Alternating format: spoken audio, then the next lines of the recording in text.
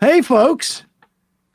Today's episode is brought to you by my favorite sponsor, Sunset Lake CBD. SunsetLakeCBD.com. Use the code LEFTISBEST for 20% off. 20% off what, you say? Well, how about their Sleepy Time tincture? Is that what it's called? I don't know what it's, but they have a special sleep tincture with CBD. I used it last night and I got a full night's rest. Look how cheery I am today. Also, they Thank you, Sunset CBD, Lake. Exactly. CBD with melatonin, both in gummy and in tincture form. They have a bunch of different tinctures and they have a bunch of different gummies. They've got full spectrum 1 milligram with THC. They've got the Delta 5. Is that what it's called? Delta 4 or Delta 5? Delta 9. Delta 9. Delta 9 with CBD. They've got sour gummies. They've got it with ashwagandha. I can't pronounce that. Mushroom and cordyceps for an alert version. All the great gummies. They have smokables and keef. They have fudge and coffee, which is my weekend brew. SunsetLakeCBD.com. Left is Best gets you 20% off. And also, they're a great company. Great farming practices. They practice regenerative farming and integrated pest management. They don't use any pesticides. They're up in Vermont, and they work with the University of Vermont, I think it is, on some of those farming practices.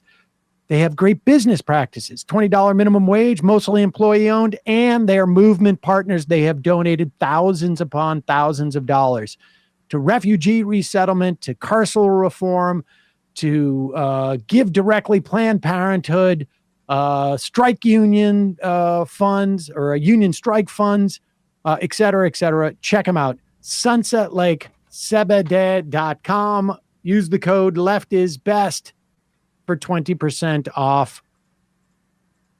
Now for the show.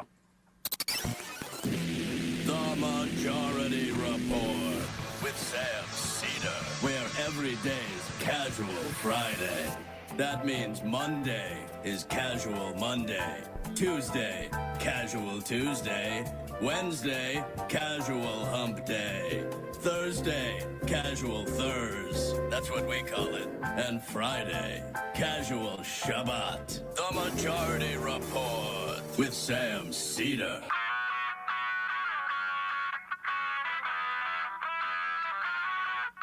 It is Friday, March 15th, 2024. My name is Sam Seder. This is the 5-time award-winning Majority Report. We are broadcasting live steps from the industrially ravaged Gowanus Canal in the heartland of America, downtown Brooklyn, USA. On the program today, national correspondent for The Nation magazine, Jeet Heer, I should say national affairs correspondent for The Nation magazine, Jeet Heer, will be here. Also, Matthew Film Guy will be here. Meanwhile, Chuck Schumer calls for a new government in Israel. Judge rules Fani Willis or special prosecutor must step aside, but Trump case will continue in Georgia. Meanwhile, another judge rejects Senator Menendez's immunity from bribery gambit as Matt Gaetz gets subpoenaed from alleged statutory rape victim. Congress closes in on a bill to avoid a shutdown. And Russian elections today. Guess who is expected to win and by how much? Surprisingly, Putin by a landslide. People love me that much, eh? Can you imagine? Trump Ohio Senate primary candidate may have a men for one-on-one sex problem. Meanwhile, Donald Trump thinks he would never, ever jeopardize Social Security, except, Lyft and Uber say they're going to leave Minneapolis if they have to pay their drivers. And the National Labor Relations Board finds Amazon violated worker rights at that Kentucky Air Hub. All this and more on today's Majority Report. Welcome, ladies and gentlemen. It is, in fact, Friday. And this is the first time that we have been on the show together in like a week. Yes. Good to see you. The whole team. Yep. It's Emma, right? Yep. That's how you say it. Try my last name now. Nope. Yeah. No. You can go with the Ben Shapiro pronunciation. What was it? Vigilant? Vigilant. Yeah. How do you Vigilant? say it? Vigilant. Yeah, I forget. But good to be back. Yes, and of course you were back yesterday, but this is the first time that we're here together. You had a very relaxing... But you didn't see me yesterday, and we all know that you don't have great grasp of object permanence. So That's true, exactly. So I had no idea. I had forgot the show was actually still going on. And I should just say, if you are looking at and notice that today I just have a slightly different mug than I usually do. It looks a little old-timey, doesn't it? That's because this is one of the vintage from back in the Air America days, Majority Report mugs. You can see that, like that old logo, Majority Report Radio. If only we were about to celebrate the 20th anniversary of this program in 2 weeks from today and had some type of like commemorative version of these mugs. Well, stay tuned, ladies and gentlemen, because very soon we very well met. those are nice. This is like when they re-released Jordans. Wait do you see the commemorative version of these. Oh. Yeah, not it's pretty sharp. And we've got t-shirts in the making and maybe some other special things to celebrate our 20th anniversary. We're going to hear from some old-timey Majority Report people. So more on that later. And maybe some old-time Air America people, too. So we'll see. In the meantime, we're obviously going to be talking to Jeet about what Chuck Schumer had to say yesterday. But as we get closer to the fall... Oh, and I should also just say, before we get into this, just an update. I mentioned, headlined that the National Labor Relations Board, after a months-long investigation, issued a complaint against Amazon last week, alleging that they illegally attempted to curtail efforts of unionization at a Kentucky air hub. You will recall that a month ago, almost to the day, I spoke with Griffin Ritzie, one of the organizers of this fight. We were also supposed to talk to Marcio Rodriguez at that point. He had to go take a urine test or drug test, I think it was. I don't know if it was urine involved. I didn't get that deep into it. But he is quoted in this Washington Post piece after being threatened with termination for his union organizing activity along with 10 coworkers. Ritzie was, in fact, terminated. And so it turns out National Labor Relations Board found a violation there. And I do not know what happens in terms of the CEMEX ruling, if that starts like a clock where they automatically will unionize. It's unclear. We'll find out more as we go. But I just wanted to give people an update on that, and we will update you further as it happens. We're going to be talking to Jeet Heer, like I say, about Schumer and other issues. But one of the big issues that we're going to be dealing with in the fall is who's going to control the House and who's going to control the Senate. The House, maybe we'll talk to Jeet about that too, seems to be in incredible disarray. They can't even get people to go on their retreat. They're retreating from the retreat. On the Senate side, we have a handful of seats that are potentially in jeopardy for the Democrats. Tester's seat in Montana, iffy. The other big one is Sherrod Brown in Ohio. And here is an ad that, explain to me this ad, because I know that we just grabbed this. This is, this is from the Duty and Country PAC. Yeah, which is affiliated with Schumer's organization, the Democratic Majority PAC, basically. And they name it Duty and Country to kind of obscure the fact that this is clearly being funded by the Democrats. But as we've talked about before, this strategy of Democrats and particularly Chuck Schumer's PAC boosting these extremist MAGA Republicans has actually really worked quite well. I mean, Donald Trump had 2016, and we can come up with an example of when it didn't, but right. But Donald Trump but since 2016, 2018 was the blue wave. 2020, Biden won. 2022, the red wave did not happen. Their gains were very marginal. And 2022 is when you saw a lot of this strategy deployed down ballot. And so they're trying it again with Sherrod Brown. This is the ad that the Democrats are putting out in the Republican primary. Corner. MAGA Republican Bernie Moreno is too conservative for Ohio. In Washington, Moreno would do Donald Trump's bidding. That's why Trump endorsed Moreno, calling him exactly the type of MAGA fighter that we need in the United States Senate. Moreno would lead the charge to enact Trump's MAGA agenda to repeal Obamacare and institute a national ban on abortion. Donald Trump needs Bernie Moreno. Ohio doesn't. Duty and Country is responsible for the content of. Now, just to be clear, obviously, that's not, no one in this audience hears that and goes, oh, that's a guy I want to vote for. It just so happens that in Ohio, that's what Republicans want. They want a lunatic like that. And he looks like he's got a pretty good chance. I haven't seen the latest polling, but I think he's been in the head. He's certainly one of the top tier contenders.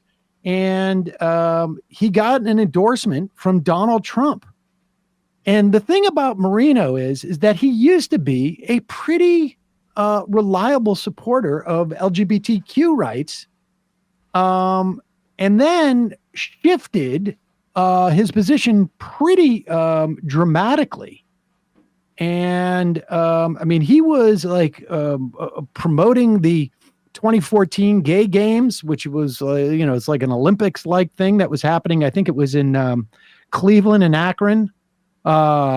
He, during a 2016 question and answer session posted to his company's YouTube page, Moreno noted that his eldest son is gay while crediting the TV show Modern Family with changing perceptions about same-sex marriage.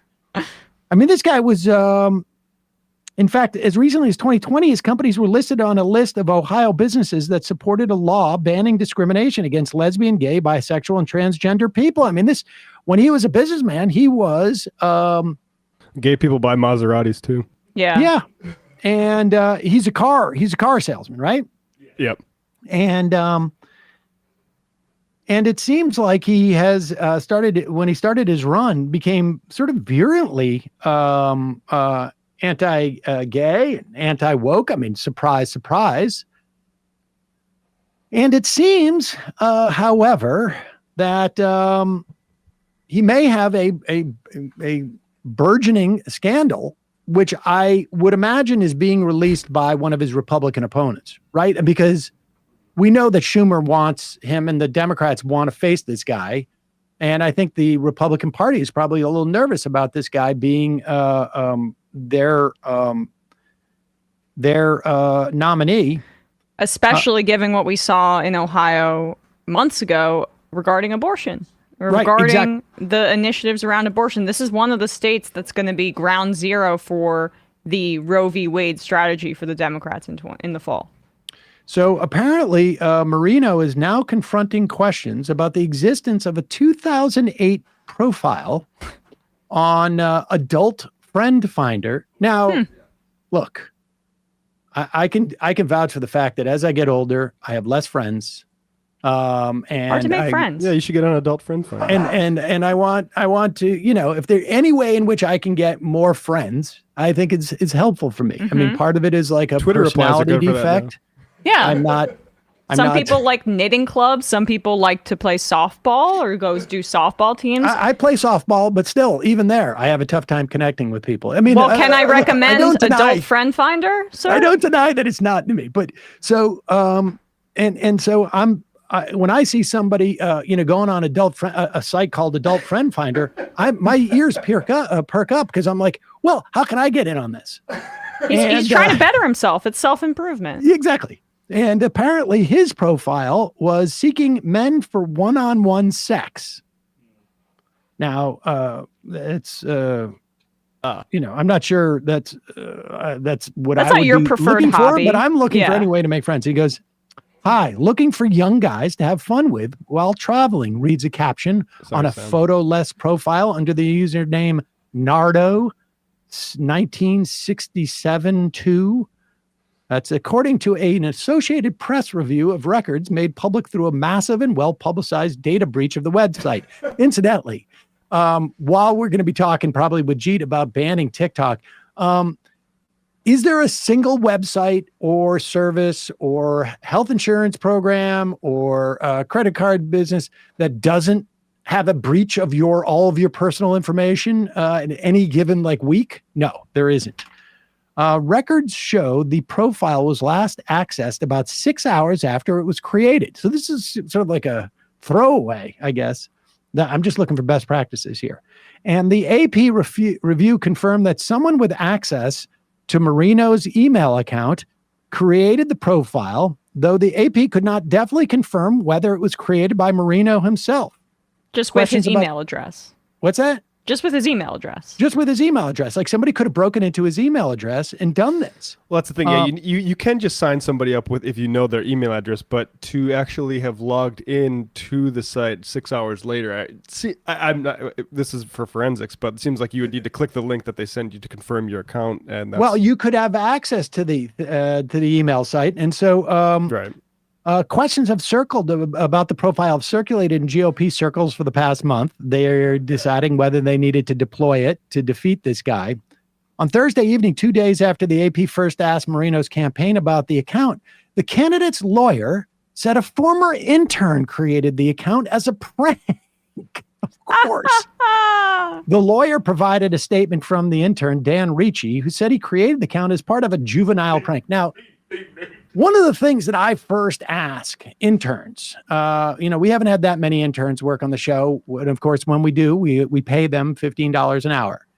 But when we do, one of the first things I say is like, hey, if by chance that you have access to my email, I would rather you didn't do stuff like create a funny account for me on something like Friend Finder, suggesting that I am looking for one-on-one sex with anybody. I don't care, male, female, even I want control of even if I'm just going to hang out with people, and you're helping me try and make friends as a joke. Right. That's one of the things I always say to interns. Now, maybe Marino did not. When was this, Sam? This was back in 2008. It's odd that intern got hired again by Ted Cruz and was responsible for his social media profiles to like porn as a prank. It's so odd, isn't it? This guy really it's a funny has prank to be doing. Funny sense of humor. Yeah. Well, the prank is it's interesting timing when he was actually pro LGBT as a basically closer at that time than he is now. But I wonder if Dan Ricci's nickname is the Fall Guy. Yeah. Well, I'll tell you, he's falling, but he's really landing softly. He donated almost $7,000 to Marino's campaign last year. That's according to campaign finance records. He's had quite the success since he's gone on to take responsibility for all these crazy pranks. But here's one of the things that becomes a little bit problematic. An analysis of records that the AP obtained from the Adult Friend Finder leak show the profile was created and authenticated by someone who had access to Marino's work email account. Okay, that could have been Ricci. Beyond the work email, the profile lists Marino's correct date of birth, while geolocation data indicates the account was set up for use in part of Fort Lauderdale, Florida, where property records show Marino's parents owned a home at the time. Ah. I wonder if part of their program is to send the intern to my parents' folks' house in Florida program. Dan, go to Fort Lauderdale. The account's username, Nardo1967-2, appears to refer to Marino's first name, Bernardo, as well as the year and month of his birthday, 1967, which is just a perfect detail to put in there for a prank. The intern was really on his game that day. Oh, yeah. He had a Starbucks. Yeah. And now I want to also say, just to be fair, that There was also a statement from Hilda Rosa, who was a former vice president for Bernie Marino Companies, said that Richie was an intern in November of 2008, and that people in such roles, not specifically him, but people in such roles, had duties that included checking emails. Not necessarily his business email, but we'll see. And just coincidentally, Rosa's donated $12,500 to Marino's 2 campaigns for Senate. So I don't know. We'll see if that's a problem with some of the Republican faithful. I mean, look, we all need friends. That's all I'm saying. Yeah. Don't judge. In a moment, we're going to be talking to Jeet Heer. Before we do, a couple words from our sponsors.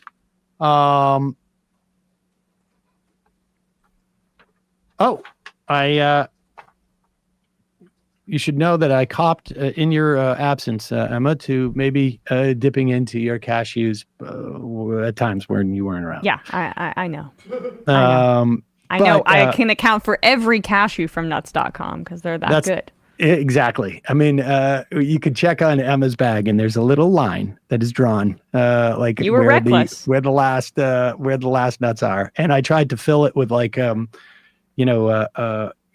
paper scrappings at the bottom to push up the yeah, line I caught that part. I caught that. Folks, please join me in thanking nuts.com for supporting the Majority Report and perhaps creating a little bit of attention in the office. Right now, when you go to nuts.com/majority, new customers get a free gift with purchase and free shipping on orders of $29 or more. Nuts.com is your one-stop shop for freshly roasted nuts. They've got dried fruit. They've got all sorts of different types of sweets. They've got things like kitchen what do they call them? Staples, like specialty flours and all sorts of different type of baking stuff. Their wide selection means there's something for everybody, and also not just for your home. If you want to order it for your office in bulk, you can do that as well. Nuts.com offers gluten-free options, organic choices. They have diet-friendly products. Doesn't matter whether you're looking for something sweet, something savory, or again, need to cook to stock up on cooking essentials. You are bound to find something to try. And here's the thing, at nuts.com, quality is their top priority. They roast their nuts and pop their corn the same day it ships. So they reach you deliciously fresh. You're not picking up something off the supermarket shelf that's been there for like 6 weeks, waiting for somebody to get a specialty nut. No, nuts.com, their satisfaction is guaranteed. You can shop a la carte at any time. You can get hassle-free auto delivery so you never run out of your favorite items. Right now, nuts.com offering new customers a free gift with purchase and free shipping on orders of $29 or more at nuts.com/majority. So go check out all the delicious options at nuts.com/majority. You're going to receive a free gift and free shipping when you spend $29 or more. That's nuts.com/majority.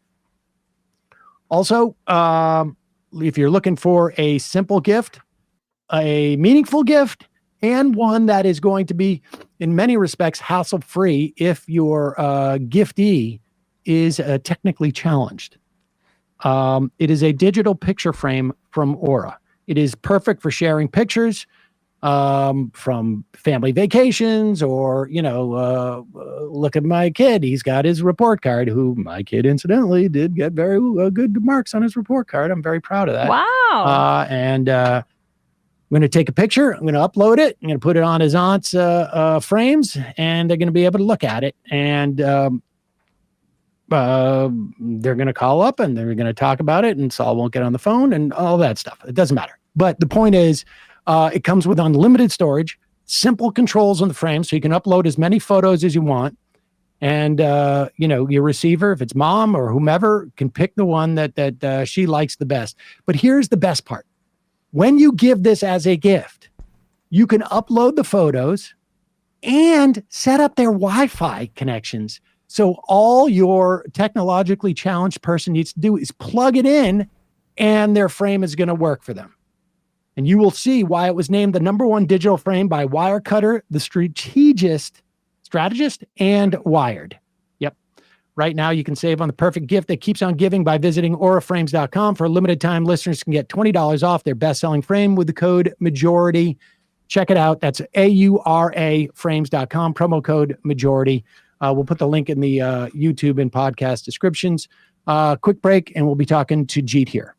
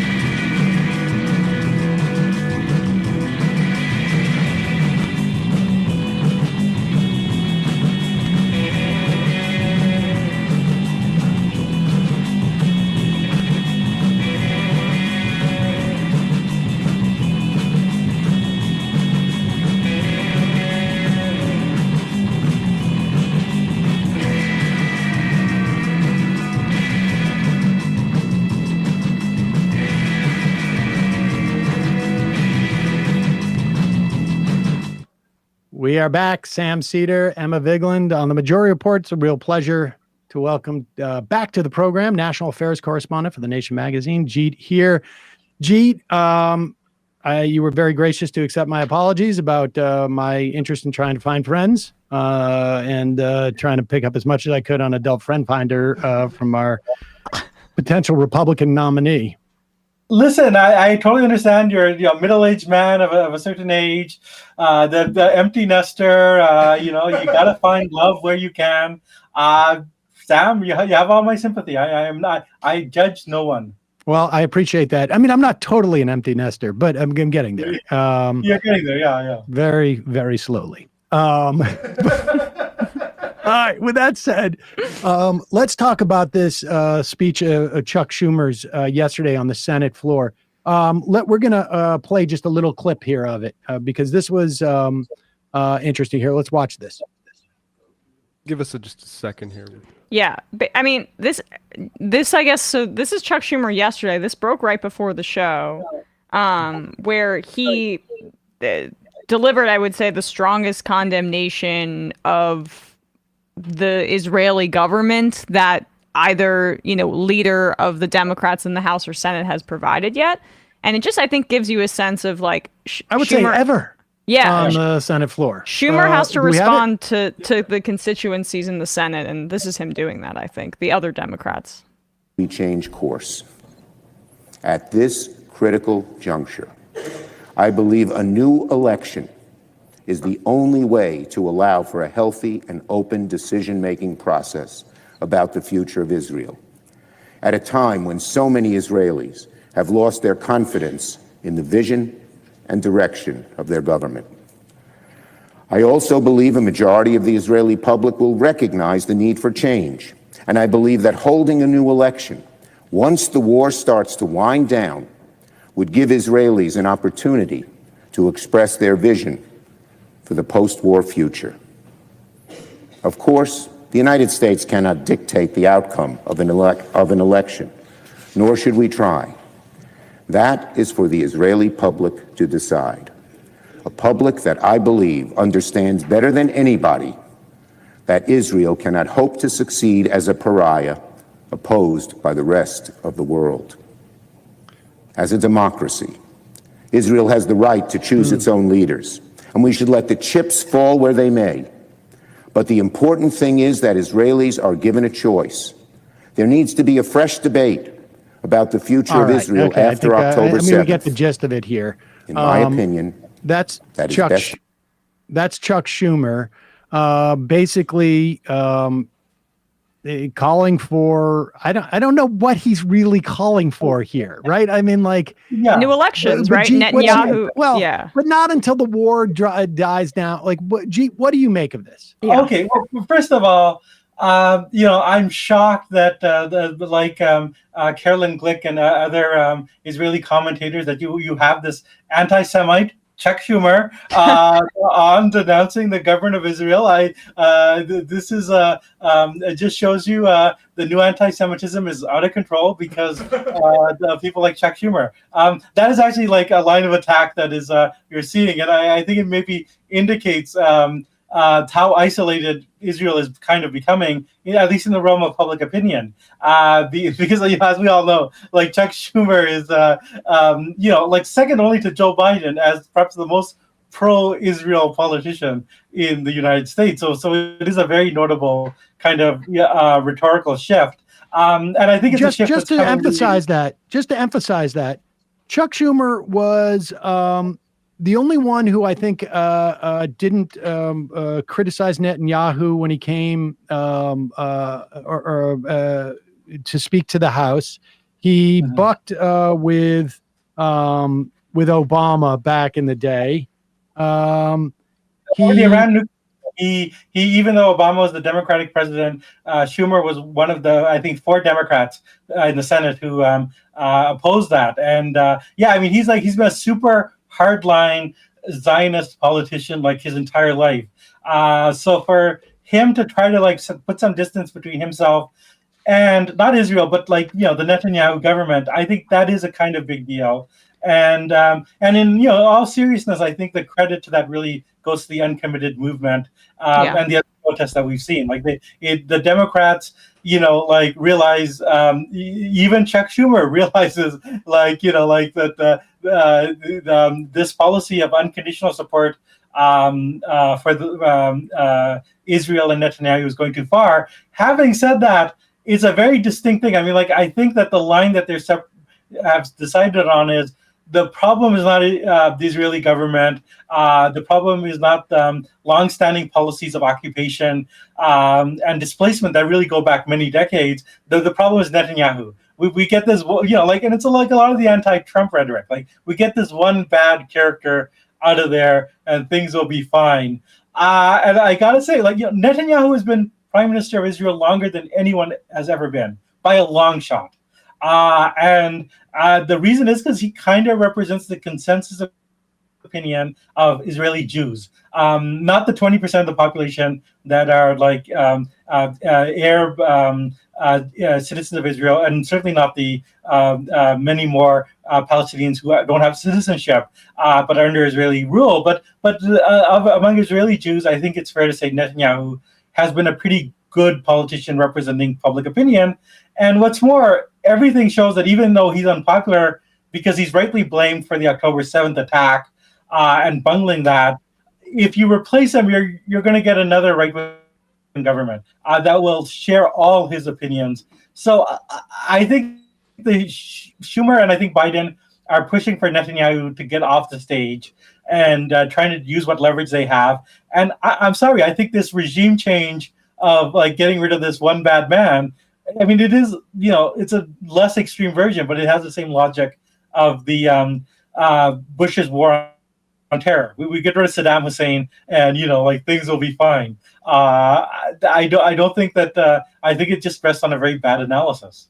I totally agree with you, Jeet. I mean, that's the right position to take. But I think is important, what it indicates is like the pressure that Schumer is feeling, which I was, Sam and I were speaking about this before the show a little bit. The fact that he feels, as a committed Zionist, to say the word pariah. That was the thing that struck me more than anything, which is that Israel is becoming a pariah state, if it's not there already. And the United States' role as the diplomatic backer and arms dealer for this pariah state is becoming untenable from like a national security perspective and the domestic politics perspective. So like Schumer may be still a committed Zionist, and I think he is, obviously, and that's reflected in this idea of like, we just gotta get out this bad guy to put in this other guy who's committed to this genocidal settler colonial project. Let's shuffle the deck chairs on the Titanic or something.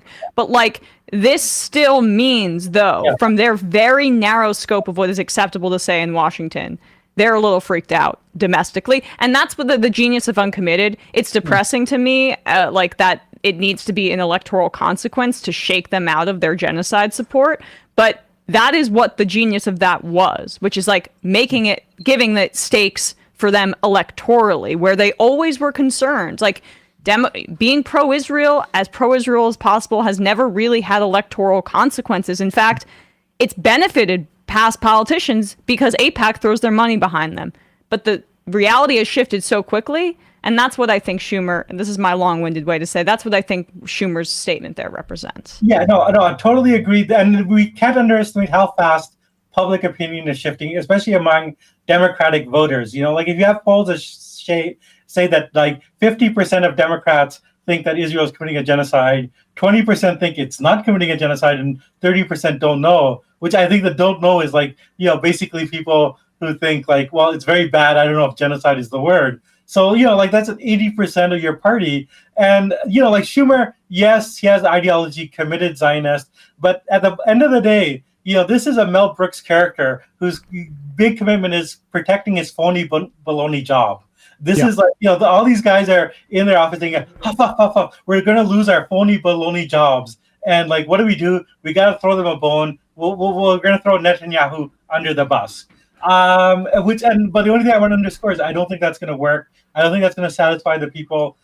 People are saying like, stop the genocide, and they're saying let's have another election. Like that's not satisfactory. And the other point, I mean, I don't want to go how long you guys want to go into this, but I don't think it's good for the United States to be so involved in internal Israeli politics, or for Israel to be involved with internal American politics, in which Netanyahu has done. He's basically been a... Well, let's Bradley, put up this image. This is, what is it, number 7, I think it is? That headline, what was it? Number 7. Pop this up. So yeah, this is Bibi Netanyahu. This is a story not too from Haaretz. 2012. In 2012, Netanyahu stars in Florida election ad warning against U.S. apologies on Iran. I mean, he was weighing in. He wanted. He was upset about Obama's deal with Iran, and of course, Netanyahu is, what strikes me about this as interesting in terms of what Schumer's doing. I think everything that both of you guys have said is spot on. He was just at AIPAC, dog and pony show. I don't know, 2 or 3 days ago. Maybe it was a week ago. Netanyahu is, piped in as well. They are disseminating talking points, and it would not surprise me. I mean, it's hard for me. Let me put it this way: it's hard for me to imagine that Schumer does this without any consultation with AIPAC, right? Because he has been beyond a stalwart supporter. He's been one of the staunchest supporters in American politics of Israel over the past, I don't know, several decades. And it's hard for me to imagine that that this was not like, you know, and Chuck Schumer, I've called him the concierge of the Senate because that's what he's doing. He's really just like, you know, tallying up where is everybody's feelings, how can he make you know, everybody happy. It wouldn't surprise me if this is like, this is a way, this was not only pitched as a way to sort of like throw a bone domestically in terms of politics, but also to slow the roll of the desire of people in the Senate to condition aid. Like this is to let a little air out of that tire. And yeah, that makes sense. Although, I mean, I think that Schumer was gesturing towards conditioning aid, but I mean, as a kind of like a threat in the future. So he's trying to like kick that can down the road. Yes, and like he's conditioning his proposal to condition aid is basically what he's doing. It's like, exactly. So you know, like let's wind down the war. Let's have an election. Let's get out Netanyahu, and then, but if things are still bad, then maybe we'll think about getting rid of military aid. Like it is a delaying tactic, but it is a significant the fact that they feel like they have to do this. They feel like they have to pretend to care. Right, like I think, like, you know, the shocking thing at the early part of the war was, you know, like they basically thought, like, you know, really one of the great mass slaughters of the 21st century, you know, people, citizenry being killed at a rate that you have to go back to the Rwanda genocide to match. They were like, you know, like, well, that's just what we're going to do, and now they realize they can't do that, and they have to like pretend that they're doing something. So, you know, like, you know, not that we should take comfort in that, but we should hold them more accountable. I mean, to me, this means that, like, you know, anyone who's involved with uncommitted, just ramp up the effort. Like, just get out the votes. This indicates it's working. Yeah. It's creating that pressure. And I think also they're terribly afraid of, you know, the announced plans from, like, I guess 2 days ago to put 1.4 million Palestinians in the Rafah area into humanitarian islands, landlocked islands. Incidentally, islands are not surrounded by land. Incidentally, this is what they're coming up. They're trying to come up with a euphemism for concentration camps without saying concentration camps. And they also don't want to say the word refugee. Right? They don't want to say refugee camps because that makes people go like, hey, wait a second, refugees, what's going on there? It's a fascinating sort of turn of phrase. But also, I mean, if they are refugees, they actually have rights. Like there are international agreements, which is both Israel and the United States have signed for the rights of refugees. So yeah, exactly. They're creating. I mean, the thing is, Gaza has, you know, since the fake withdrawal of 2005 has been a cage, and what they're trying to do is make it a smaller and smaller cage, and a more brutal cage, and they think that's going to solve their problems. And I'm sorry, it's just not. In large part because, like, you know, like, people have eyes to see, and, like, you know, the rest of the world is thinking like, you know, like, why are we supporting this? Let's turn to the fact that both nominees this week have clinched their nomination, and it appears that, you know, I mean, it's been like this for a while. It's getting more and more official, I guess, that Donald Trump and Joe Biden will run against each other. What was your sense? I mean, where do you put the race? Is it any different after the State of the Union address and like sort of the idea that there's some type of clarity as to what's going on? And well, this was always the Biden campaign's whole theory that, like, you know, like that, okay, our numbers are bad now, but once everyone realizes it's Biden versus Trump. Like people are going to have a wake up call, a come to Jesus moment, as Biden would say. And it hasn't happened. I mean, like there has been no bounce in the poll. Even like, very pro Democrat pundits like Ed Kilgore in New York Magazine acknowledge that. The State of the Union has done nothing, and the so-called clarity of Biden versus Trump hasn't done anything. So I mean, I think one worrying thing is that the whole theory of the Biden campaign has been shown to be disproven. Like they thought, like, oh yeah, people are grumpy because of Gaza, but Biden versus Trump, we're gonna win that. People don't want Trump, and that, I am sorry, the polls are just not showing that. There's no rally to Joe Biden. What's interesting is that I definitely, to the extent that the State of the Union did anything, I think it did like sort of quiet the some cohort of critics in the Democratic Party that Joe Biden's too old, or not old in age but old acting. Let's put it that way, so that I'm not considered ageist by people. But he's too old. He does not seem to have the vigor, except for the State of the Union address. He did. Now, I don't care, frankly, how he got that vigor. If it's something that can be maintained, then it's something that can be maintained. I worry about the side effects. Let me just put it that way. Whatever is making him vigorous, if they have some side effects, I'd want to talk to a doctor about that. But whatever. No, I mean, okay. The age discourse has kind of fallen away, except that like we always knew he could deliver a speech or go in a debate. You have the 90-minute setting. That's okay. The question is, like, you're actually running a campaign, and like normally you have to actually go out there and do rallies and talk to people. And there's a lot of reporting on this. I like a particularly good report on NBC. Basically, they are like trying to hold smaller and smaller events. Like Joe Biden is basically like, aside from the State of the Union, he's in the witness protection program. He's like somebody who ratted out on the mafia, right? Like so if they hold, when he did the big speech about announcing student debt relief of 1.2 billion, it's in like Los Angeles, a city that does have universities and colleges, but he actually they didn't announce it ahead of time. They went to like a small public library, had a very select vetted group of people, and had the smallest possible event. So but that's because of Gaza.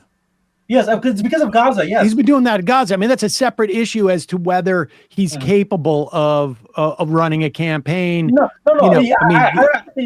Gaza has ramped up the sort of cloistering of Joe Biden, but even before Gaza, like they actually did. No, I remember the reporting. I think sort of indicates even before Gaza, his schedule has been very controlled for a president, 100%. And he has not been. I mean, even like 2020, like he got away with it because of COVID, right? Like he kind of was able to campaign without that. The whole plan all along was to have a Rose Garden re-election campaign where he just have to come out and give speeches in the Rose Garden, not really deal with people. I don't think it's gonna. I just like, so for me, the age worry is like, is he actually going to be vigorously campaigning out there? And if he's not, like, what is the alternative? Can you get Kamala Harris? We know what the alternative is, though. And the alternative is the one that they have already, sort of more or less articulated, which is they want this to be as close to a referendum on Donald Trump as possible. Yeah. And the problem, the problem is, it seems to me, is that all of the legal cases, I'm not suggesting that anybody's in a position to sort of like dismiss all the legal cases. I'm just making an analysis here. The legal cases that are tying up Donald Trump are actually, I think, contrary to conventional wisdom, benefiting him. Yeah.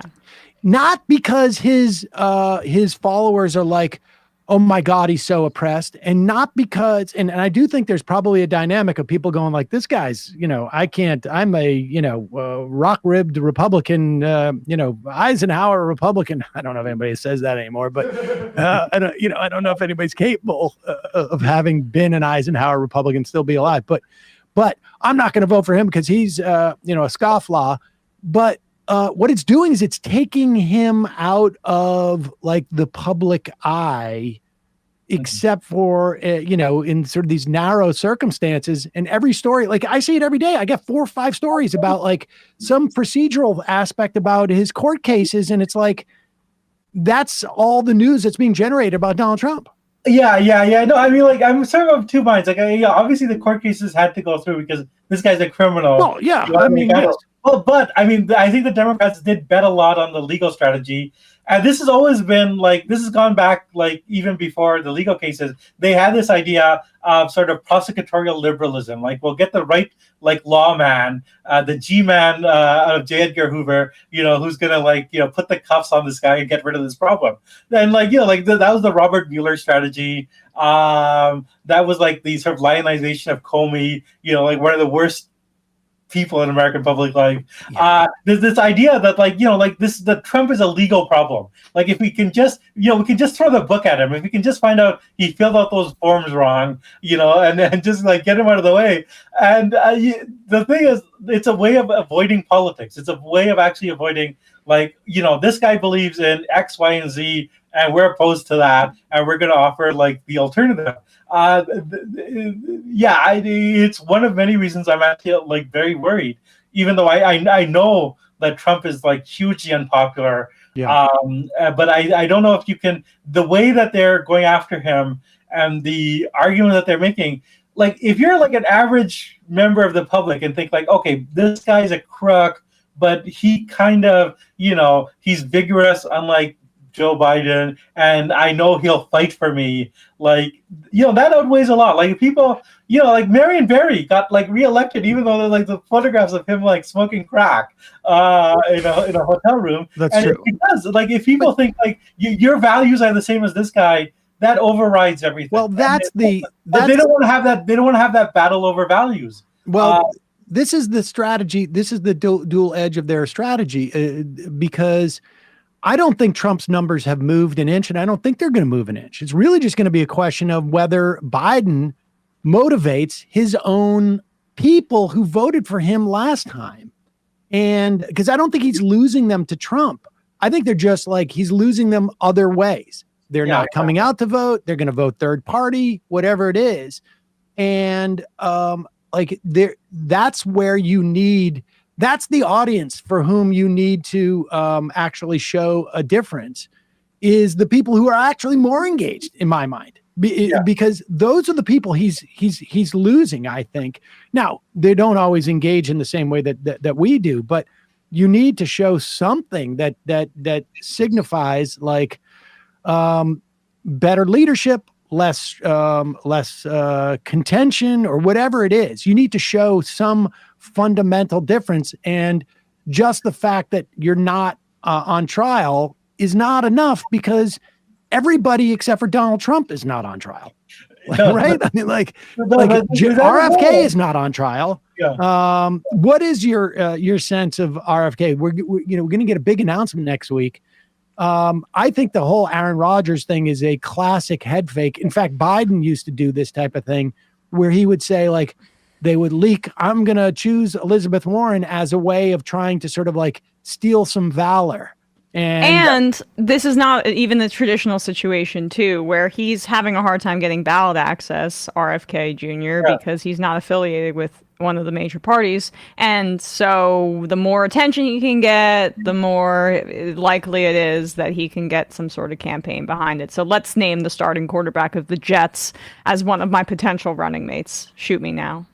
No, I mean, I can't take the RFK stuff very seriously because of the ballot access issue. I mean, we have in the United States, you have a two-party system precisely because the major parties make it very hard, and there are the third parties that do have ballot access, like the Greens and Libertarians, but that's not going to work for him. But the other aspect is, if by any weird chance he did have ballot access and he was getting traction, because there are a lot of people upset at Biden, like, the amount of Oppo research you can do on Robert Kennedy Jr. is like just like amazing. Like I think I tweeted like it would be a William Burroughs novel. This would not be like he said it. He said these things himself. He was asked on a podcast, "Oh, you've been on Jeffrey Epstein's plane." And he's like, "Oh no, I haven't just hung out with Jeffrey Epstein. I've hung out with Bill Cosby. I mean, who are the other people he mentioned? Bill Cosby. Okay, so it says, yeah. No, I'm not just friends with Epstein. I'm friends with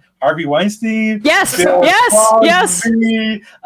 They were like Roger Ailes. I mean, he was like a roommate of Ailes or something to that effect. Back in the day. Probably Hannibal Lecter, the Darth Vader. You know, like we're all buddies here. Like, right. But he does. My understanding is that Nevada and New Hampshire right now, that he may have ballot access or close. Well, that's going to be a problem then, because I wouldn't discount it. But although I do think, and the Democrats, your friend and mine, Liz Smith, is going to be running up. The Democrats are committing like money towards super PACs that will attack third-party candidates. And I think he's kind of vulnerable. I mean, I just think that like people. I think a lot of people are attracted to him because of the name and the association with the family. But like once they find out who this guy is, I think he's actually quite vulnerable. But again, if those people, I think going after him almost doesn't make sense in the sense that like the people, you can persuade people, I think, very easily not to vote for this guy. But if they're not going to vote for this guy, their second option is not to go vote for Joe Biden. Their second option is I'm going to stay home. Right, and so like where are you? It does not act, spending, and they're going to spend like tens of millions. Well, they're going to spend, if they spend money on RFK, the ads are going to be like the one we saw from Marino from the Senate PAC in Ohio, which is going to be RFK, and it's going to be about vaccine denial. It's all going to be a way to pull votes away from Donald Trump. Any ad that he does is going to be specifically like focus group tested with Trump people. And so there's going to be this like RFK may be, more competent than Donald Trump, but he believes the same things. It's going to be something like that. Yeah. No, and that might work. I mean, if they can somehow make ads that make him like an attractive candidate for, the anti-system people and the cranks, I would just put Hannity. I would take clips from him on Hannity and with Jordan Peterson and clip those together and say, do you want this man to be president? Sean Hannity loves him. Steve Bannon loves him. Like that's what I would do if my super PAC was ramped up to where it should be. I wish you were running the campaign because I think that's not a bad strategy. But at the end of the day, I think it goes back to what you were saying earlier. Like the problem is that they're not mobilizing their own voters, and I think like to sort of maybe get a few Trump people to vote for RFK Jr. That's good. Dissuade Democrats, but those Democrats are going to just stay home then, and so you still have the fundamental problem. You have to get people to vote for Joe Biden, and people are not enthusiastic. His approval. I mean, you said what's the impact of the State of the Union? After the State of the Union address, his favorability numbers hit their lowest point of his presidency. So I just think 37.4, and then that's lower than that's about the same basement that Trump had at his worst moments. Yeah. So I just think like you unless they're willing to make a positive case for Joe Biden, and that actually means like doing things on Gaza and on other issues. I think they're kind of, it's going to be difficult. But I mean, having said that, I mean, like we're in uncharted territory. Both candidates are widely loathed by vast swaths of the population. Like I can't think of a campaign like this. Well, 2016. Oh, 2016. Okay. Well, how did that go? Right, exactly. Although I think Clinton may have had more intense support in some respects. She did. Yeah. No, absolutely. There was genuine, but more intense hatred. Maybe right. Like the disapproval of Biden feels more ambivalent than the I will never vote for a woman element of right. Well, no, I mean she's like Lady Macbeth and a witch, where Joe Biden is like, can we put Grandpa in the home? Like, can we can we have a conversation about what we're gonna do with Grandpa? Like, take the car keys away from him. Which is not like hostile, but it's not enthusiasm either. Yeah. Now, of course, most of this is because of TikTok. Would you not agree? Yeah. This is the other theory that if we can, again, like if we can just pretend that we're against Benjamin Netanyahu, and if we can get rid of TikTok, then we'll solve all our problems. Those kids. I am sure if Steve Mnuchin gets a team of people to buy TikTok, it will be much, much better for everybody. There's no doubt in my mind that Steve Mnuchin is the guy I want in control of something like that. What do you make of the House being able to pass TikTok and like this? I am for I will outlaw all the algorithms for everything, frankly, and I am for an intense regulation of all of these platforms that is significantly more than this. But the idea that there is something fundamentally different about TikTok than all of this seems to me to be absurd. Oh yeah, no, absolutely. I mean, there was actually 60 minutes to this sort of scaremongering thing, but like there's one sentence in it which was very startling, where it said all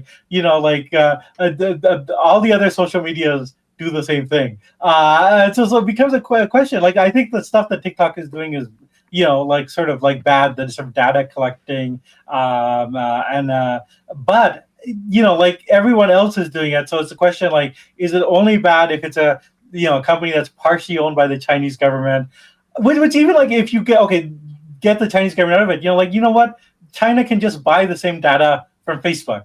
They can buy the same data from Elon Musk. So I actually don't see the issue with it. So I think there's a divide on the left. Unless they're turning us all communist. Yeah, or anti-Semitic. I mean, have we checked Chuck Schumer's phone if he's been on TikTok lately? That might explain this shift. But the thing is, I want to point out the real left divide on this, because there are very good people like Zephyr Teachout who are supported this, because I think her theory is this is going to lead to more regulation. This is like a wedge issue, and that we can use this to push for also regulating Facebook and Twitter. If that's the way it's going, then it's okay. But if this is just like a one-off, xenophobia, and it's very much a part of the sort of Biden era, like let's have a new Cold War against China, and let's recreate the bipartisan elite consensus by everyone hating China together, because this was a very bipartisan bill. That becomes problematic. And it's also problematic that what they got mad at TikTok in particular was that they have the theory that this is why people are upset at Gaza, like not because they're finding out about the mass slaughter of like civilians, but and an impending famine, but because they're seeing these videos where people do dance numbers against Israel. And I have to say, like, to the extent that TikTok has made people anti-Israel, most of that is from the IDF TikTok videos, where there's like countless IDF TikTok videos where their soldiers are gloating, doing like funny little dances while they're blowing up buildings, going through the personal effects of like people who have been driven to refugees, going through their homes and looking at their lingerie. Yes, that is turning people against Israel. But like, who is doing that? Well, I have such respect for Zephyr Teachout. I mean, I think she's phenomenal. I totally disagree with her on this, because what this is, in my opinion, designed to do is, one, it's been revived, and you have quotes. I read this from yesterday in the Wall Street Journal from the Democrat who is sponsoring this, Krishnamurthy, saying essentially, October 7th revived our efforts to go after TikTok.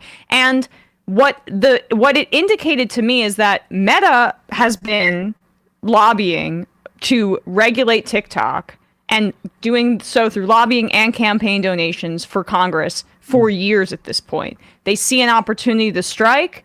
AIPAC, also top donor to the Republican, Brennan, is that his last name? Brennan, who was the sponsor of it? I'm blanking on it right now. Gallagher. Yep. Is it? I don't know why I said Brennan. Gallagher, he receives a ton of money from AIPAC as well.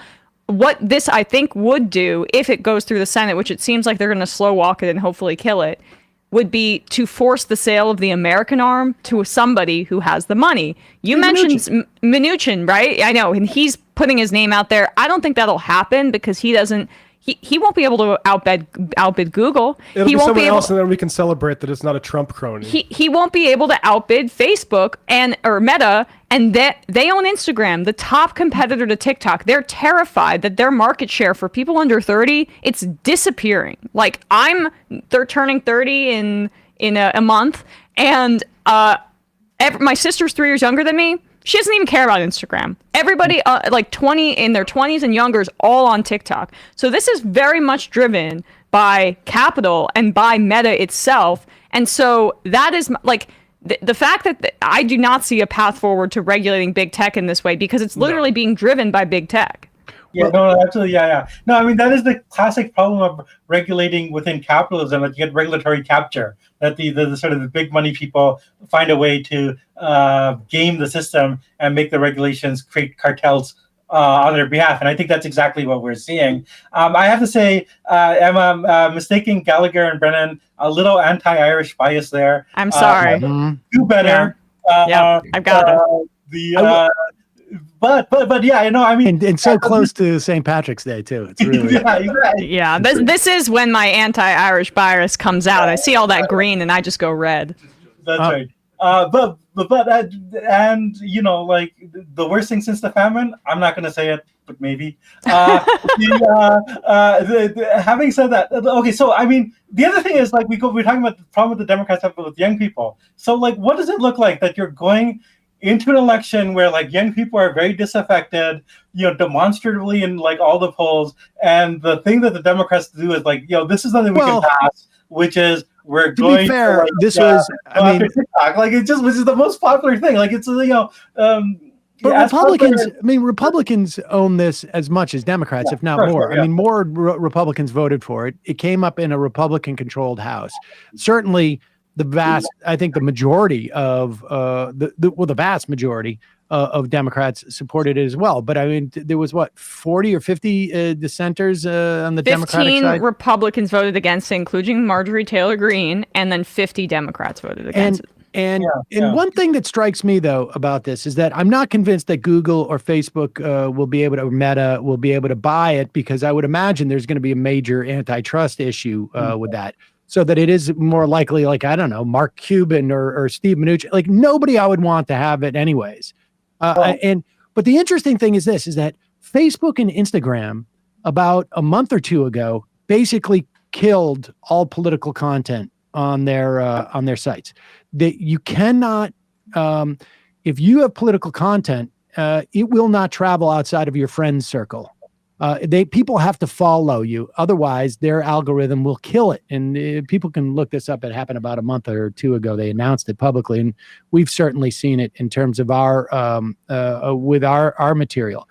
But so for Meta to want to undercut TikTok as a political instrument, it has even more sort of implications there, because TikTok does not necessarily seem to have, and I don't know, I haven't dug into sort of like their revenue model, but they don't seem to have the same sensitivity to political material that certainly Instagram and Facebook do. YouTube is, you know, is a little bit tricky too, not nearly what Facebook or Meta is. But TikTok seems to be not terribly overly sensitive to this stuff. And maybe it's because it's a different, you know, the length of these things are shorter. And so the way the ads are delivered aren't necessarily as a show associated with it. I don't know what it is, but it apparently allows them to be much freer with this stuff in a way that the other platforms aren't. And that, of course, is a direct challenge to something like Meta and Instagram. Yeah, no, I think that's exactly right. That's also one reason why I'm sort of wary about this. I mean, I actually think, you know, like the thing is, for the vast majority of normal people, they're not going on TikTok to get their political news. You know, they're just posting like funny videos of themselves singing and dancing badly. But I think that, you know, it has been a source for like political education for part of the population and a relatively free space. And we're kind of seeing a kind of crackdown on that. I just, you know, like the sort of what Schumer is doing with Netanyahu, it seems like this is just like, you know, like a kind of slow down the pace of change, kick this can down the road. They don't like the changes that they're seeing in public opinion. They're trying to resist it as much as they can. But I don't know if they're going to be able to stop it. I don't actually think that, I think their whole theory is wrong. I don't think it's TikTok that is turning, making people aghast at the, mass slaughter of women and children. Jeet Heer, national affairs correspondent for The Nation magazine. Always a pleasure, Jeet. Thank you so much for coming on today. Oh, great. It's always good to be on. Thanks, Jeet. All right, folks, we're going to take a quick break. When we come back, Matthew Film Guy is going to be here with his Oscar predictions. Whoa. We'll see how Matthew... No, the Oscars his Oscar already predictions. happened. What's that? Oh, I'm sorry. Say what? They already All right, happened. well, we'll be talking to Matthew Film Guy with Did I his step on it? uncanny Oscar predictions. Damn it.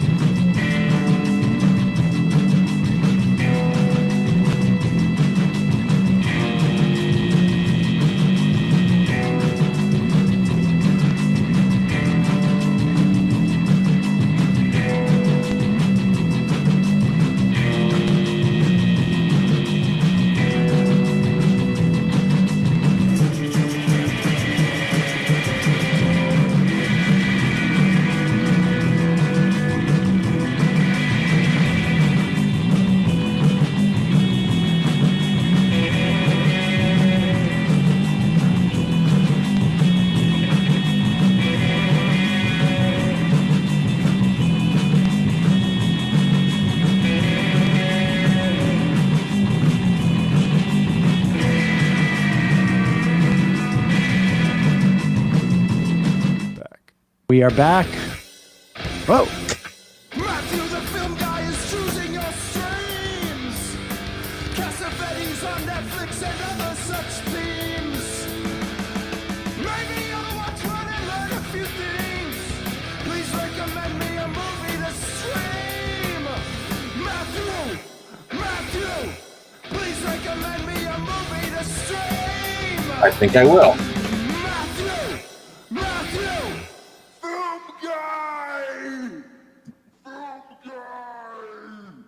Matthew Film Guy. Emma will be back in just a moment. We are ignoring what she said before the break. And we are here with your Oscar predictions 2024. Matthew Film Guy. Who will win the Best Picture Award? I don't know if I know all the names of it. I believe it will be Oppenheimer. Okay, well, I guess we'll find out. Pretty good. So a lot of places to go from here. Yeah. Okay, well, let's just go through all of them and do this same joke over and over again. I got to say, we should have done this obviously 3 weeks ago, a week before the Oscars, and I did not know the Oscars were happening. So I did not. Nobody told me. So. Yeah, and listen, I don't want to be a party pooper to the people who really enjoy following this stuff. I mean, it's better than being a reality TV fanatic or an Instagram junkie. But I don't follow the Oscars either, as everybody I think knows by now. I'm not a big believer in the corporatized advertising for pseudo serioso films that basically the Oscars represent. How would you characterize the people that do follow it, Matthew? As somebody who's actually within the industry that makes movies, what would you say? Is it basic? Is that a word? Or what is it? I think it's more than basic because it's still a fringe thing to be way into movies these days. So I think that's cool on its face. But, I don't know. They're just normies, I guess. Normie film people. Gotcha.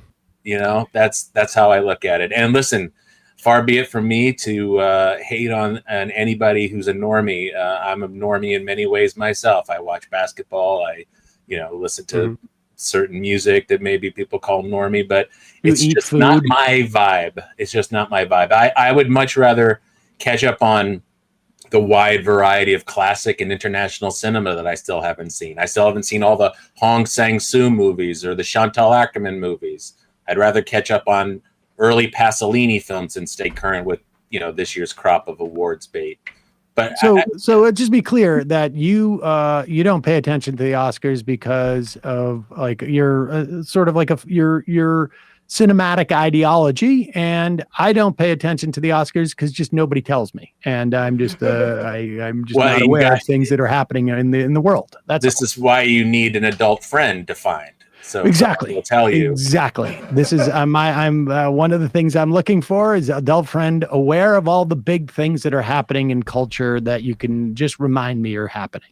Yeah, I mean, I get information about the Oscars through the periphery, through social media. I followed some of the Did you see any of the Oscar movies? Let's cut to the chase. Did you see Zone of Interest? Did you see? No, that one I didn't see. I would want to see that one. I mean, that seems like a movie you would want to see. Yeah, it is. It is a movie I want to see. I saw Killers of the Flower Moon, which was good but not great. Yeah, I saw Barbie, which I thought was cleverly self-aware, an SNL skit-level musical comedy, tarted up with a few pretentious references to feminist cultural critique. I would agree with that. Was that even good? These two men agree on what the feminist value of Barbie was. Good. Was that in the Oscars? Hey, listen, yeah, it was. It was nominated for several. I thought Poor Things was like a better version of Barbie. Okay, I haven't seen Poor Things. I'm actually catching up on my Yorgos Lanthimos films already, so I'm behind on him. Okay. And I saw Oppenheimer, which I thought was mildly interesting, but corny as much as it was dramatic or engrossing. So I was sort of, blasé about the whole thing. That was all right. Fair enough. I did not see Oppenheimer. I agree on Oppenheimer. I mean, biopics to me are that is the lowest level of Oscar bait, like serious issue that we can humanize, bring his real life to the screen. And it's just so, it's like shorthand with all this little sort of, attempts to capture his inner essence. And it's just, he's a cipher. It's a blank slate put behind this grand issue of the atomic bomb, which I'm fascinated by the whole real history of Oppenheimer, which is what I usually leave biopics thinking, like, well, what was the real story? Like, what really happened? And to me, it was sort of bland. I think Inception should have won the Oscar. Wow, that would have been a real mind fuck. I mean, how crazy would that be? It would be like if Inception, if they knew what they were doing, they would have been able to pull that off. Yeah. They would have made it. They would have made it the Academy's idea. Well, he could have accepted the award. I just saw this with Saul. And so I've seen it before, but that's he thought it was cool. Saul thought it was cool. There was a lot of stopping and pausing. There was a lot of Saul going, pause it. And then we would explain. Then I would explain to him what's going on. But he enjoyed it. Did you like Past Lives, Matthew? Did you see Past Lives? No, I didn't see Past Lives. I've heard good things. I love about that. That was great.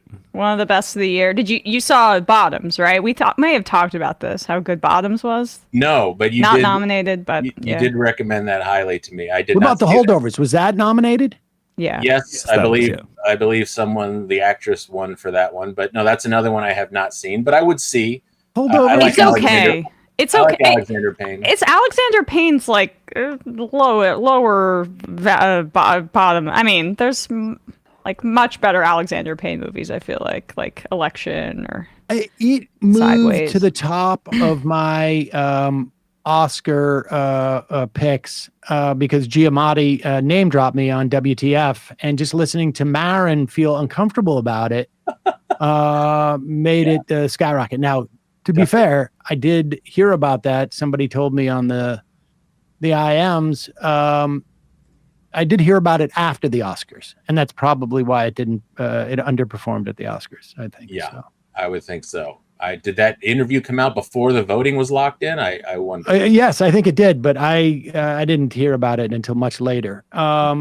Matthew, let's we've talked about this Oscar stuff. You obviously you don't care. But let's get to the more important stuff. Like, what are you doing right now? And specifically, why couldn't you do the eBay stuff with our equipment in the office? I'm gearing up to edit a feature film, so it's going to take all of my time and attention for the next several months. What's involved in the gearing up process? Well, they're shooting right now, so I'm in constant contact with my assistant editor, who is ingesting the footage and organizing. What do you mean constant contact? That's literally a joke line from A Bad Situationist, I think, between us.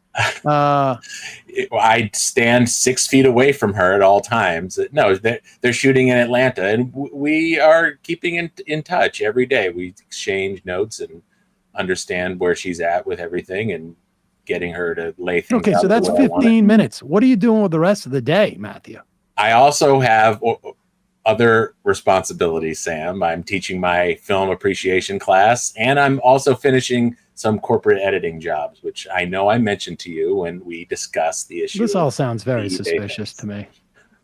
I mean, I'd love to haul your old junk into my apartment and store it here for months while we try to sell it, but we'll have to put that off to another day. I promise you. Well, you better be careful because Mila's on vacation next week. So, whoa.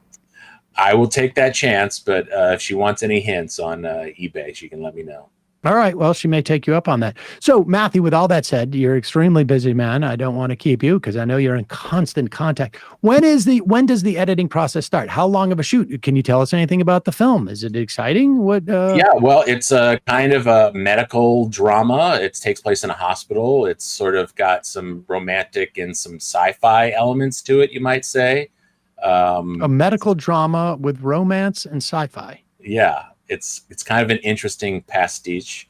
It's a little Flatliners, a little Coma with Michael Douglas. I don't know if you ever saw that in the vaguely. I think I remember 70s. Those. Yeah. So it's kind of got that aspect to it. And they're shooting for a few weeks. They're halfway through the shoot right now, and I start editing. Let's see, a week from this coming Monday. So the clock is ticking. Do you have a sense of what's happening in the, I mean, I know this is probably an independent film, is it? Yeah, very independent, yes. Do you have a sense of like from your, I know you're sort of like Hollywood adjacent. Maybe, yeah, I mean, I don't know if you have a problem with me saying that because you don't want to be that close to Hollywood, or you are upset that I say that you're not in Hollywood. No, the opposite. I think it's a stretch to assume that I'm Hollywood. You're second order, but you have friends who are in the film business, correct? Sure. Well, sure, yes. Of course. And my agents are located in Hollywood. So I right, there you go. So what is the Hollywood word? Like what's happening in the wake of the strikes? We're now, 6 months out, 7 months out. I mean, look, all I can tell you from my own limited point of view is that I got a gig now, finally. Was able to interview and be hired. So that's, to me, so that's all that's important. That's all the information I receive. That's all the signal that comes through to me, is that this is what's going on now. I've been reading scripts and, doing interviews and got a job. So it seems to be moving. Okay. All right. Fair enough. That is, I would say, a very limited anecdotal sample. That's right. I'm sorry. I wish I could be more scientific or objective for you, but this is what the adjacent part of Hollywood adjacent gets you. Well, all right. I guess I've offended you in some way, and I apologize for that. No, not at all. If anything, I'm embarrassed. But Matthew, well, let's get right to it then. Suggest a film for us this week. Of course, folks can check out your Learning Annex class. That's always like, you always get a suggestion for a film in that. In fact, you get an assignment. And if you don't do it, what happens? Have you ever flunked anybody in that class? No, there's no pass or fail. It's just a nice get together. We all have a chat about the film after everyone watches it on a link. So there's no test. If someone's not doing their homework, is there a dean at the JCC that will sit them down and say, you're on double secret probation? You haven't been, none of that. No, nothing like that. People will sometimes, like an honor system. Yeah, it's an honor system. Listen, if you you pay your ticket, you can do what you want with your time, basically. So Okay, fair enough. there's no pressure. And people sometimes join and don't speak, don't engage. They just want to listen. That's also fine too. There's no requirement to engage in the conversation. Okay, all right. So Matthew, what film should we watch this weekend on one of these streaming services? When we started this, it was like the whole point was that like streaming service, this newfangled thing. Yep. Oh yeah, I mean, we should point that out. I mean, you've been on this program for probably, I don't know, how long have you? What was the earliest that you came on this program? I think 2011. I want to say. Really? Maybe 2012. Interesting. Okay, and of course, you've been aware of the Majority Report since really its launch. That's right. Yep.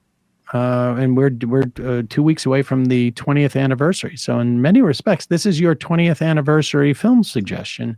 Oh, So That's nice. That's better be a good one. feeling. better be good. Oh, geez. Well, listen, I will say a movie that we did watch in the film class a few weeks ago that really made a huge impression on me was Abbas Kiarostami, the Iranian filmmaker's final feature film. He passed away a few years afterwards, and it was called Like Someone in Love, and it's available to rent on YouTube. And it actually takes place in Japan. It was a Japanese and French co-production. His last two films were not in Iran. But it is a really uniquely crafted story about a young student who is an escort and gets called to an old man's house who basically just wants her to be his friend, so to speak. And it's just the way it's told is in sort of very loose and ambient sort of structures. And it's they get a run-in with her boyfriend who's sort of possessive, and he gets confused to be her grandfather. It's kind of hard to describe, but it's extremely touching. It's extremely thought-provoking. It's very engaging. It's never obtuse to the point you can't follow it, but it always surprises and really is a uniquely crafted film that I really can't recommend any more highly, Like Someone in Love. Is it in Japanese? Yes, and it's in Japanese. And what if I don't speak Japanese? Well, they have the words at the bottom. They call them subtitles. So They're still doing that. Yeah, they're still doing that. Yeah. Okay. You can order it with the subtitles. I suggest that if you're not a Japanese native speaker, that you get the subtitles. It really. And do they have one of those overdubs with AI now? You know what? I don't think so. Not yet. I don't think you can order up the automatic English translation yet, but that does seem to be where it's headed. That's where it's going to head, right? I mean, that was one of the big things in the actors strike, that they were foreign rights. They were, projecting AI would take care of that. I mean, and there are things that do that now. That's going to be problematic for, English speaking voice actors and also, voice actors in other countries as well. Many of our films go to all over Europe, Asia, and everywhere else. Yeah, but I don't think Kiarostami's films are ever dubbed. I think they rely on the reading ability of the foreign audiences. What is that name of that film again? Like Someone in Love from 2012. Abbas Kiarostami's final film. Like Someone in Love. Okay. All right. Wonderful. Well, Matthew, very exciting. Thank you so much. When do you start editing in earnest?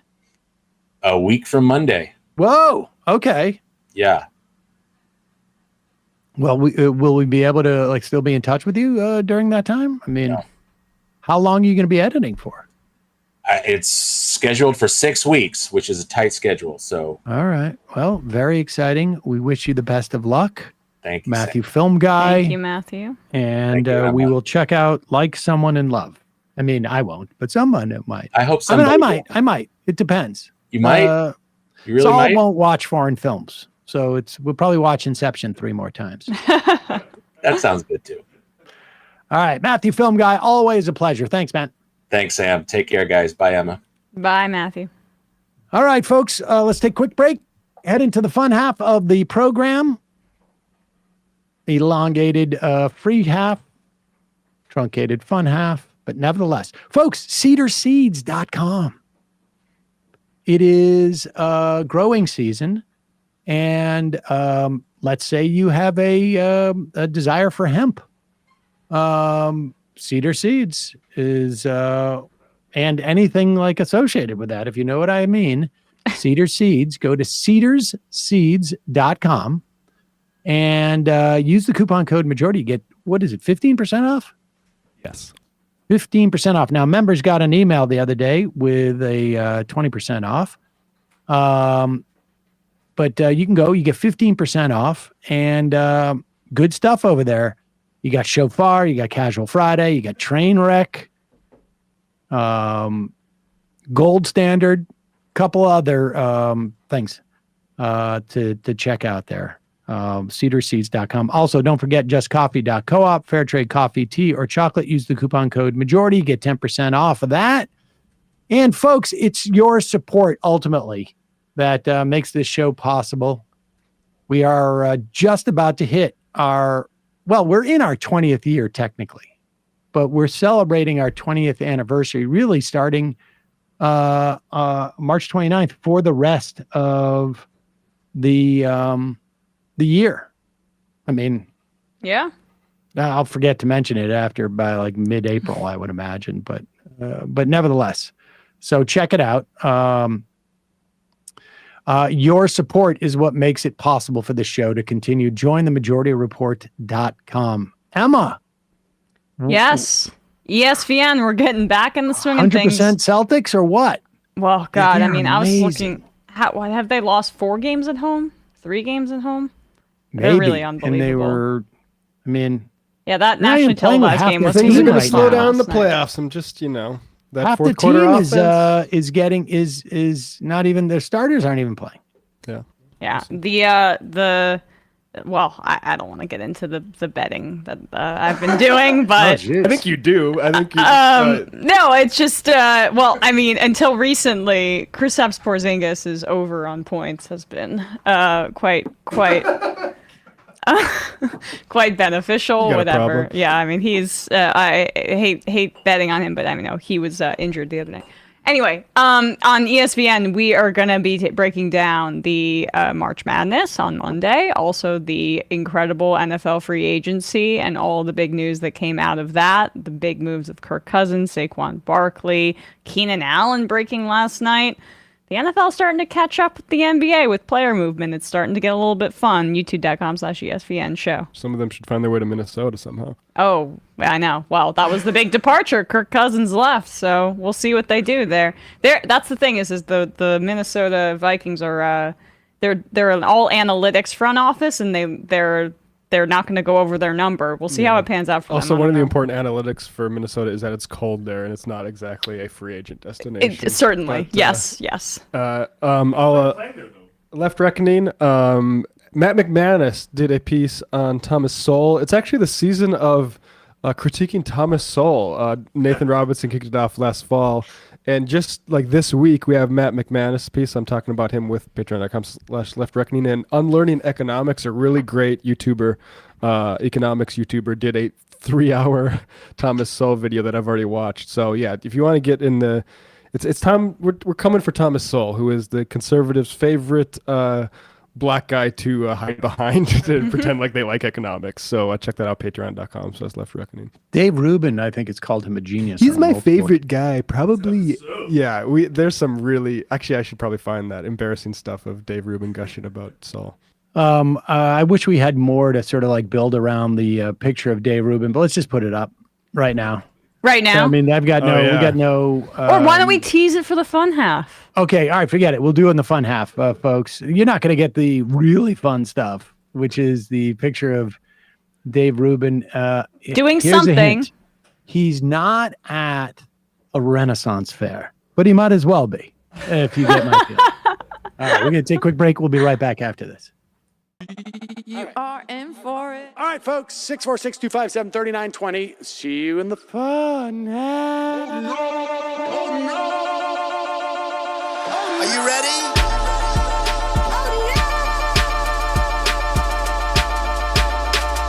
Who sent us this? Alpha males are back. Boys back. And the alpha males are back. Just as delicious as you could imagine. The alpha males are back. Boys back. And the alpha males are back. Just want to degrade the white man. Alpha males are back. I take all of it in my throat. Alpha males are back. Snowflake says what? The alpha males are back. You are a madman. And the alpha males are back. Oh no, Sam Seder! What a fucking nightmare! Bring back DJ Danner. Yeah, or a couple of them. Just put them in rotation. DJ Danner. Well, the problem with those is they're like 45 seconds long, so I don't know if they're enough of a break. That's fucking nonsense. See white people doing drugs, they look worse than normal white people, and all white people look disgusting. And the alpha males. Psych. Fuck them. Oh. Snowflake says what?